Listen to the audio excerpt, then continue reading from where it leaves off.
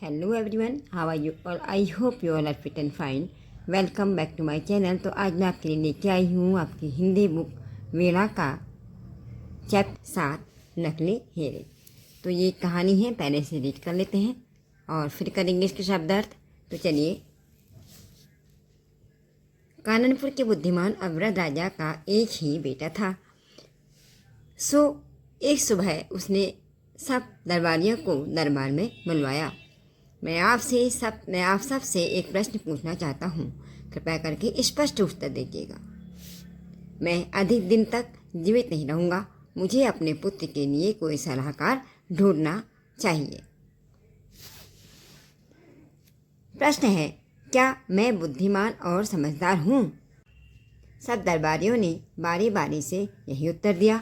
निसंदेह महाराज, संसार में आप सा बुद्धिमान और ईमानदार राजा और कोई नहीं। हर दरबारी को राजा ने एक एक हीरा दिया। आपके उत्तर के लिए धन्यवाद। सब दरबारी प्रसन्न होकर चले गए, पर एक दरबारी चुपचाप एक कोने में खड़ा रहा। आप चुप क्यों हैं? आपका उत्तर क्या है? महाराज, दूसरों ने तो आपको प्रसन्न करने वाले उत्तर दिए, पर क्षमा कीजिएगा, मेरा उत्तर वैसा नहीं है। इसमें कोई संदेह नहीं महाराज, आप बुद्धिमान हैं और ईमानदार हैं, पर आपसे भी श्रेष्ठ राजा हो चुके हैं, जो बुद्धिमत्ता और ईमानदारी में आपसे बढ़ चढ़कर थे। मुझे आपका उत्तर सुनकर बहुत प्रसन्नता हुई। यह लो आपका हीरा। अगली सुबह काननपुर के सारे दरबारी दरबार में वापस आए। महाराज, हमने इन हीरों की जांच जौहरी से करवाई। पता चला कि सारे हीरे तो नकली हैं। आपने हमारे साथ ऐसा क्यों किया महाराज? चलिए समझाता हूँ। आप सब ने मेरे प्रश्न का झूठा उत्तर दिया, इसीलिए हीरे भी आपको नकली दिए गए। पर इस नौजवान ने सीधा साधा उत्तर दिया, इसलिए इसे असली हीरा दिया गया। बात यही मेरे बेटे का विश्वस्त सलाहकार रहेगा। एक राजा और उसके दरबारियों की, जिसे कि ऐसा लगता था कि बहुत दिनों तक अब जीवित नहीं रह पाएगा। एक दिन उसने अपने बेटे के लिए एक विश्वास पात्र सलाहकार की परीक्षा लेनी चाहिए। तो उसने सारे दरबारियों को बुलाया और उनसे कहा कि जो मेरे प्रश्न का उत्तर देगा उसे एक सही और बहुत अच्छा इनाम दिया जाएगा, यानी कि हीरा दिया जाएगा। ठीक है, तो ठीक है, सारे दरबारी देखी राजा जो है प्रश्न पूछने के लिए तैयार है। सारे दरबारी यहाँ पर आ चुके हैं। तो राजा ने यहाँ प्रश्न पूछना स्टार्ट किया। तो राजा का प्रश्न सिंपल सा था कि क्या मैं ईमानदार राजा हूँ? तो क्योंकि सभी को लालच था हीरे का, तो सभी ने उसको राजा को खुश करने के लिए उत्तर दिया कि हाँ महाराज, आप तो बहुत ही ज़्यादा सर्वश्रेष्ठ और ईमानदार राजा हैं, आपसे बढ़ चढ़ के तो कोई दूसरा है ही नहीं। तो यहाँ पे देखिए, राजा ने सबको एक एक हीरा दे दिया है और सभी जाने हीरा पाके बहुत ज़्यादा खुश हो गए हैं। लेकिन यहाँ पे आपको दिख रहा है कि जो लड़का है वो शांत स्वभाव का, एक अलग से कोने में हाथ जोड़ के खड़ा है। तो राजा को लगा कि ये क्यों खड़ा है। उसने पूछा कि आप क्यों खड़े हो, आप चुप क्यों हो? तो उसने कहा कि महाराज, जो मेरा उत्तर है वो और से दूसरों से अलग है, क्योंकि औरत ने आपको खुश करने के लिए कहा कि आप सर्वश्रेष्ठ राजा हैं। हालांकि इसमें कोई शक नहीं है कि आप सर्वश्रेष्ठ हैं, आप ईमानदार हैं, लेकिन आपसे भी ज़्यादा, आपसे पहले जो है ईमानदार और सर्वश्रेष्ठ राजा हो चुके हैं। तो राजा को इसकी जो उत्तर सुन के बहुत खुशी हुई। उसको लगा कि हाँ, यही जो नवयुवक है मेरे बेटे का असली सलाहकार हो सकता है, विश्वास पात्र सलाहकार हो सकता है, क्योंकि यही जो है बिना किसी लालच के, बिना किसी डर के, संकोच के अपनी बात को कह सकता है। तो अगली सुबह क्योंकि सभी को हीरे दिए गए थे, तो लेकिन उन सबको राजा पर शक था कि राजा ने क्या असली हीरा दिया भी है या नहीं। तो सभी ने जौहरी के पास गए और वापस से लौट के वह राजा के पास आई, क्योंकि जो उनके हीरे राजा ने दिए थे सब नकली निकले। तो सब जने यहाँ पे देखिए राजा के पास आ रहे हैं। तो उन्होंने कहा कि महाराज, हमने जो है हीरों की परख करवाई थी, लेकिन जो हीरे थे वो नकली थे, वो दरबारी से बता रहे हैं। तो राजा ने कहा ठीक है, तो मैं बताता हूँ कि ऐसा मैंने क्यों किया। तो राजा पे कहता है कि क्योंकि मैंने जो प्रश्न किया था वो आपने मेरा मन रखने के लिए उसका मुझे झूठा उत्तर दिया, लेकिन इस नवयुवक ने बिना किसी लालच के, बिना किसी डर के मुझे सही बात बताई। इसीलिए इसको असली हीरा मिला और आपको नकली हीरा मिला, क्योंकि आपकी जो बात थी वो नकली थी, वो झूठी थी, और इसकी बात असली थी, तो इसलिए इसको असली हीरा मिला। तो अंत में जो राजा ने अपने बेटे के लिए जो सलाहकार नियुक्त किया वो इस नवयुवक को नियुक्त किया। तो अब देखते हैं इस कहानी के शब्द अर्थ। तो देखिए इसके शब्द अर्थ रहे, वृद्ध मीन्स होता है बूढ़ा, स्पष्ट मीन्स होता है साफ या जिसे आसानी से समझा जा सके, सलाहकार मीन्स होता है मार्गदर्शक, निसंदेह मीन्स होता है बिना किसी संदेह या फिर शक के, क्षमा मीन्स होता है माफ़ी, बुद्धिमत्ता मीन्स होता है समझदारी, और जौहरी मीन्स होता है हीरे रत्न को परख करने वाला व्यक्ति, उसे हम कहते हैं जौहरी। ठीक है, अब आगे बढ़ेंगे। अब है आपका बातचीत के लिए, यानी कि ये क्वेश्चन आपको करने नहीं है, केवल आपस में ही कन्वर्सेशन, आपस में ही दोस्तों से या किसी से बातचीत करनी है। तो चलिए क्या है देख लेते हैं।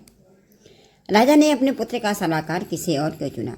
तो इसका आंसर नवयुवक, राजा ने जो है नवयुवक दरबारी को अपने बेटे के लिए सलाहकार चुना क्योंकि वह बुद्धिमान और स्पष्टवादी था।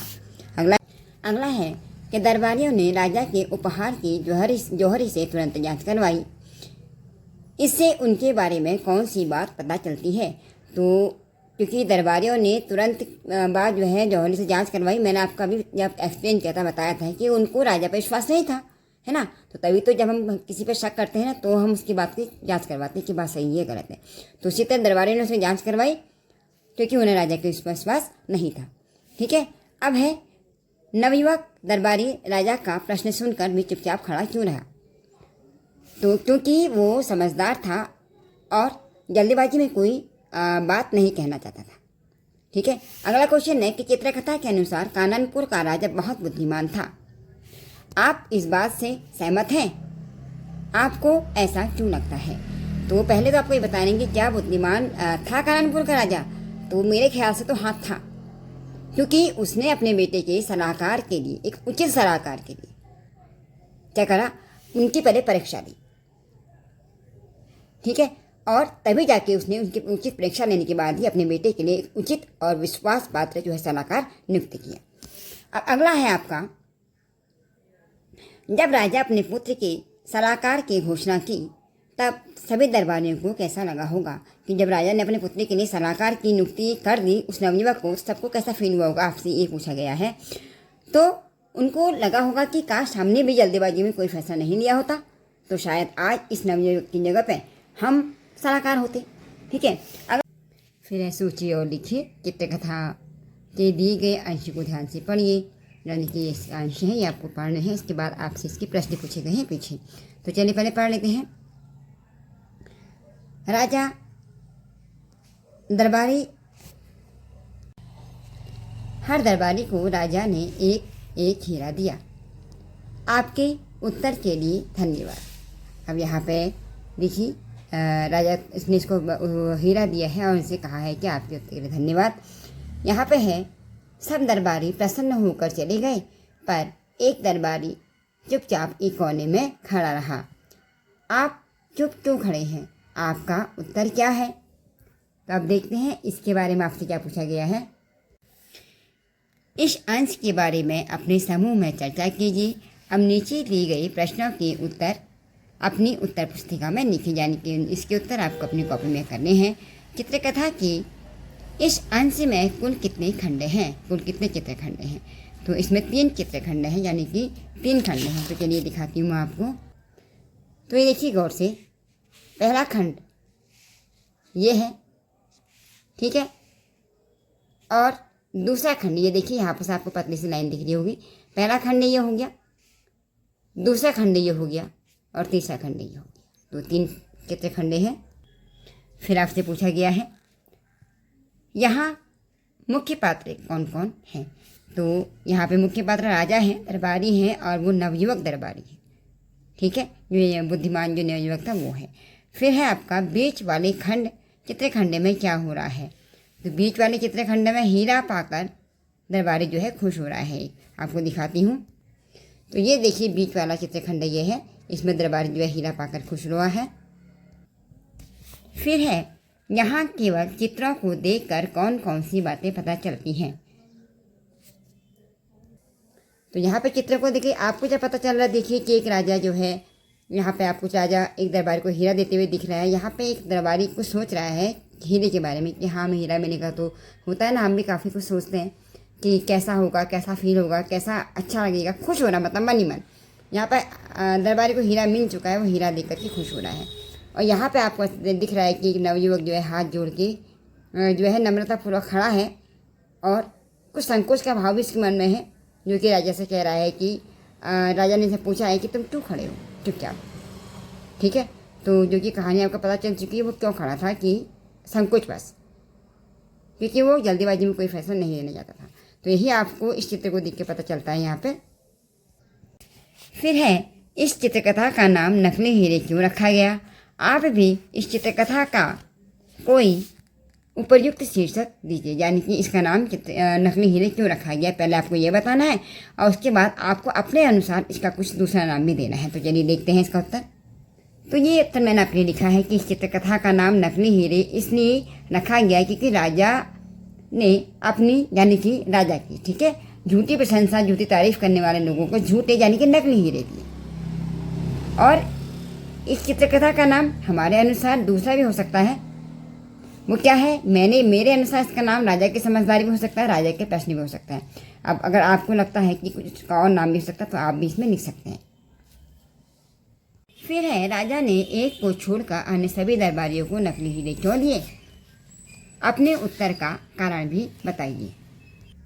उत्तर यहाँ पर लिखा है मैंने आपके लिए, क्योंकि अन्य सभी दरबारी राजा की चापलूसी और हाँ में हाँ मिला रहे थे। उसकी प्रशंसा के लिए कहना चाहिए कि वो बात कर रहे थे, ठीक है, उसकी झूठी तारीफ के लिए, जिससे राजा उन्हें पुरस्कार के रूप में हीरे दे सके। फिर है आपका शब्दों से मित्रता। नीचे दिए गए शब्दों को उनके उपयुक्त अर्थों के साथ रेखांकित कीजिए या रेखा करके मिला रहे हैं। वृद्ध का मतलब, जैसे कि आपको एक एग्जाम्पल दिया गया है, इसका मतलब होता है बूढ़ा। अब निसंदेह मीन्स होता है आपका संदेह ना होना, यानी कि बिना संदेह का। मैंने आपको शब्द अर्थ भी लिखवाए हैं आगे, उसी में से देख सकते हैं। बुद्धिमान मीन्स होता है विवेकवान। श्रेष्ठ मीन्स होता है सर्वोत्तम। और ठहरना मीन्स होता है रुकना। तो इस तरह से आप भी इसे मैच कर लीजिए।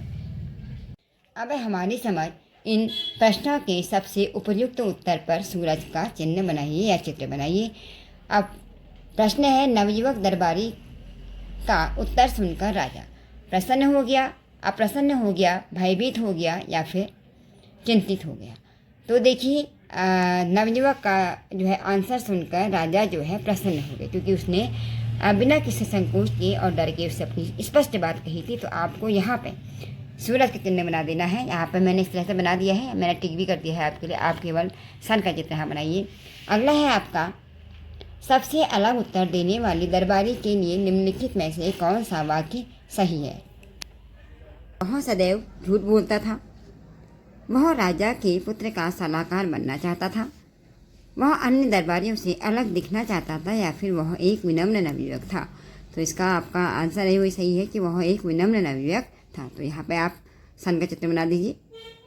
तो इस तरह से आप भी अपनी बुक में नोट कर लीजिए। इसी के साथ नकली हीरे पाठ का भाग 1 यहीं पर समाप्त करते हैं। जल्दी ही मिलेंगे भाग 2 के साथ, बचे हुए अन्य प्रश्नों के साथ। तब तक के लिए thank you, take care, bye bye.